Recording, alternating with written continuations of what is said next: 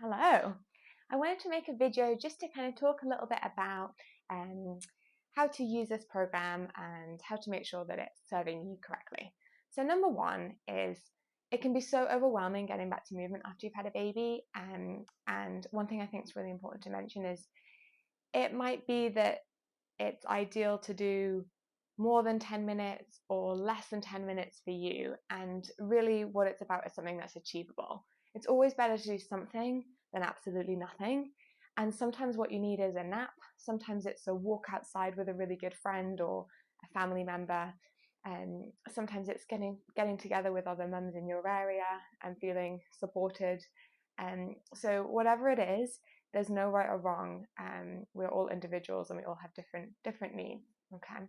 I think that moving in a mindful way, like Pilates, can be really helpful for connecting our mind, body, and spirit. It's time for us where we can feel like um, we're kind of coming into this state where we're a bit more relaxed, we're focusing on the breathing, we're starting to feel a little bit stronger and more connected to our bodies after it's been through a big change. So I think it's a really important part of caring for yourself after having a baby. Um, so yeah. Um, some people love Pilates and some people don't like Pilates. And Pilates isn't the only answer after having a baby. So if you find it boring or slow or you hate that it's all lying down on the mat, then that's fine. There are lots of other really great options after having a baby. It doesn't have to be this. Lots of communities have something where you're kind of wearing your baby as you do movement in a group class. There's a lot of great yoga options out there. And if you love strength training or running, then reach out to someone in your community or someone online who can support you to get back to those things. I think that Pilates can be a really, really nice bridging program into all of those things too in the early stages postpartum. But I certainly don't think it's the be all and end all of postpartum rehab. Okay. And the other thing is, excuse me, even though I'm making kind of 10 minutes a day, it doesn't mean that it needs to be linear. So it doesn't have to be I do day one and then I'm ready for day two and then I'm ready for day three. You can hop around if that's enjoyable for you. You can see how you feel on the day. But in general, I am going to be kind of gradually progressing towards things like planking, sit-ups, um, and some of those kind of quite challenging exercises for the core. The reason we focus a lot on the core and on shoulder, rib cage, and hip mobility is because these are patterns I tend to see postpartum that people struggle with. But we are all different, as I've said several times already in this video. So take what serves you. If you are struggling with getting back to movement, I really, really recommend connecting with a provider that's going to be able to give you individualized advice for you.